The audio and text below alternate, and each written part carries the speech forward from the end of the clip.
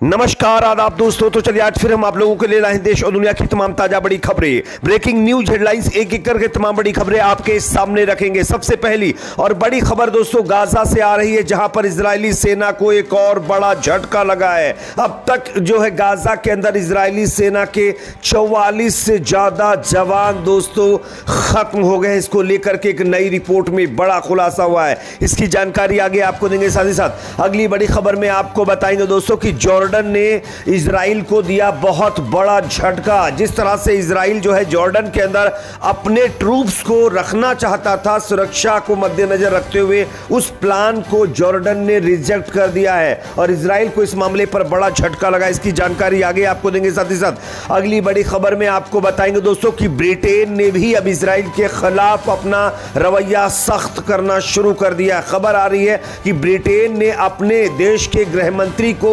Suspend कर दिया है, यानी बाहर का रास्ता दिखा दिया है, क्योंकि उन्होंने फिलिस्तीनियों के खिलाफ गलत बयानबाजी की थी। आगे इसकी भी जानकारी देंगे। साथ ही साथ अगली बड़ी खबर में आपको बताएंगे दोस्तों कि एक और देश ने इजराइल के जो राजदूत हैं उनको अपने देश से बाहर भगाने का प्लान तैयार कर लिया है और उन्होंने ये कहा है कि हम इजराइल के जो राजदूत हैं उनको अपने देश से बाहर निकाल देंगे। कौन सा देश है इसकी जानकारी आगे आपको देंगे। साथ ही साथ अगली बड़ी खबर में आपको बताएंगे दोस्तों गाजा के अंदर दोस्तों हालात बद से बदतर होते जा रहे हैं। बिजली, पानी और फ्यूल खत्म होने की वजह से तमाम हॉस्पिटल्स पूरी तरीके से शटडाउन हो चुके हैं। वही खबर आ रही गाजा के सबसे बड़े हॉस्पिटल अल शिफा से, जहां पर 32 से ज्यादा पेशेंट्स को लेकर के दुखद खबर सामने आ रही है। इसकी जानकारी भी आगे आपको देंगे। साथ ही साथ अगली बड़ी खबर में आपको बताएंगे दोस्तों कि यूनाइटेड नेशन ने पूरी दुनिया को चेतावनी जारी करके कहा है कि अगर उनकी एजेंसी को अगले 48 घंटों में फ्यूल नहीं मिलता है तो उनका जो ऑपरेशन गाजा के लोगों के बचाने के लिए चल रहा है वो भी खत्म हो जाएगा।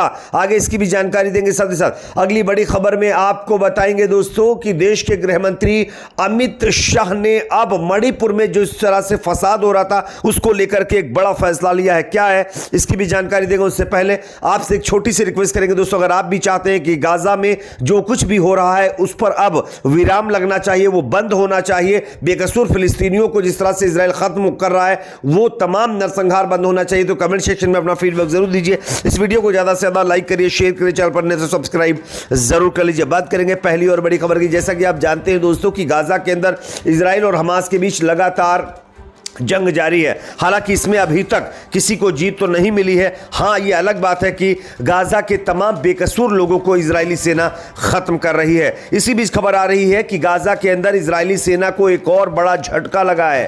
3 और इजरायली सेना के जो जवान हैं उनको हमास ने खत्म कर दिया है और इसी के साथ साथ गाजा के अंदर अब तक इजरायली सेना के जवानों के जो खत्म होने का आंकड़ा है वो अब बढ़ करके 44 से ज्यादा हो गया है। जानकारी ये मिल रही है कि इस बार हमास को बड़ी कामयाबी मिली है और उसके जो स्पेशल फोर्स के कमांडोज रहते हैं उनको मतलब जो हमास ने खत्म कर दिया है, जो कि इजराइल के लिए एक बहुत बड़ा झटका है। और अब टोटल 44 से ज्यादा इजरायली जवान जो है वो गाजा के अंदर नष्ट हो गए हैं। ये ताजा रिपोर्ट सामने आ रही है। अगली खबर की बात करेंगे जो कि सामने आ रही है दोस्तों। जॉर्डन ने इजरायली सरकार को और उनके जो है एक प्लान को बहुत बड़ा झटका दिया है। मैं आपको खबर दिखा रहा हूं, आप देख सकते हैं। जॉर्डन के किंग अब्दुल्ला ने इजराइल के उस प्लान को रिजेक्ट कर दिया है जिसमें इजराइल ये चाह रहा था कि सिक्योरिटी को मद्देनजर रखते हुए इजराइल के कुछ जो सेना के जवान हैं, ट्रूप्स जो हैं, वो जॉर्डन के अंदर जाकर के अपना डेरा डाले और वहां से सुरक्षा को मतलब जो है बनाने के लिए काम करें। खबर ये आ रही है कि जॉर्डन के किंग अब्दुल्ला ने अब सिक्योरिटी जोन अपने देश में इजरायली सेना को मतलब जो है बनाने का नहीं फैसला दिया है, यानी कि उन्होंने साफ कहा है कि वो अपनी जमीन पर इजरायली सेना के जवानों को नहीं रहने देंगे। उनका कोई प्लान और कोई सिक्योरिटी का बंदोबस्त यहां पर नहीं होने देंगे। तो ये अपने आप में इजराइल को एक बहुत बड़ा झटका जॉर्डन की तरफ से दिया गया है। अगली खबर की बात करेंगे दोस्तों जो कि यहां पर सामने आ रही है ब्रिटेन से, जहां पर ब्रिटेन के प्रधानमंत्री ऋषि सुनक ने अब जो है इजराइल के खिलाफ अपना रवैया सख्त करना शुरू कर दिया है। फिलिस्तीन के समर्थकों के खिलाफ गलत बयानबाजी करने के मामले में ऋषि सुनक ने अपने देश की गृह मंत्री को बर्खास्त कर दिया है। आप इस खबर को देख सकते हैं। ब्रिटेन के प्रधानमंत्री ऋषि सुनक ने गृह मंत्री सुएला ब्रेवरमैन को बर्खास्त कर दिया है, जिन्होंने पुलिस पर फिलिस्तीन समर्थक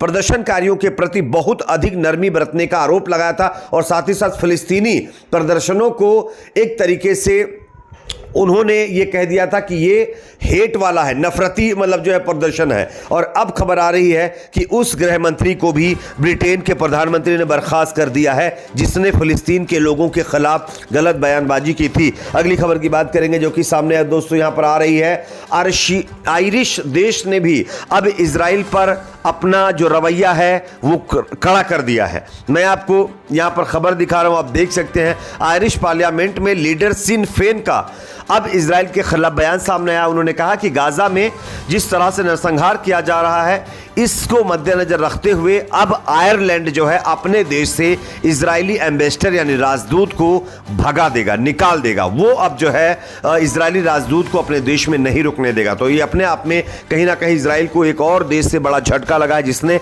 इजरायली राजदूत को अपने यहां से भगा दिया है। अगली खबर की बात करेंगे जो कि सामने आ रही है। गाजा के अल शिफा हॉस्पिटल से, जहां पर दोस्तों फ्यूल और पानी इलेक्ट्रिसिटी खत्म होने की वजह से 32 से ज्यादा पेशेंट्स इस दुनिया में नहीं रहे हैं, वो खत्म हो गए हैं। मैं आपको खबर दिखा रहा हूं, आप देख सकते हैं।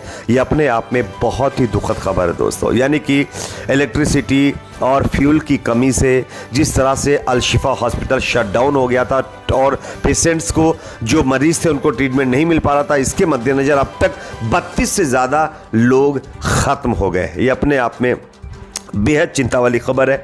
अगली खबर की बात करेंगे जो कि सामने आ रही है दोस्तों। यूनाइटेड नेशन की एजेंसी ने अब पूरी दुनिया को वार्निंग दी है कि अगले 48 घंटे में अगर उनको फ्यूल नहीं मिलता है तो उनका भी जो ऑपरेशन गाजा में फिलिस्तीनी और गाजा के लोगों को बचाने के लिए चल रहा है वो भी ख़त्म हो सकता है। यानी कि अब चौतरफा गाजा के लोगों पर मुसीबतें आ रही हैं और इससे जो कैजुअल्टीज़ का आंकड़ा है वो दोस्तों बढ़ सकता है। अगली खबर की बात करेंगे जो कि सामने दोस्तों यहां आ रही है। देश के गृह मंत्री अमित शाह का बहुत बड़ा फैसला। केंद्रीय गृह मंत्री ने मणिपुर में जनजाति संघर्ष के बीच चर्चा में आए मैतेई समुदाय से जुड़े होने का दावा करने वाले 3 संगठनों को गैर कानूनी करार दे दिया है। गृह मंत्रालय की तरफ से जारी अधिसूचना में बताया गया कि मैतेई चरमपंथी संगठनों पीपल्स लिबरेशन आर्मी और इसकी राजनीतिक शाखा रिवॉल्यूशनरी पीपल्स फ्रंट और एक शाखा है जो लगातार जो है मणिपुर के अंदर अपनी हरकतों को अंजाम दे रहे थे और उनकी इलीगल हरकतों को देखते हुए अब गृह मंत्रालय ने यह फैसला किया है कि इनके ऊपर यूएपीए के तहत कार्रवाई होगी और इनके खिलाफ 5 साल के लिए कड़े प्रतिबंध भी मतलब लगाए जाएंगे। तो ये अपने आप में गृह मंत्रालय का एक बड़ा फैसला यहां पर सामने आया है। आपकी इस पर क्या राय है कमेंट सेक्शन में जरूर बताइए। वीडियो को लाइक शेयर, चैनल को सब्सक्राइब जरूर करें।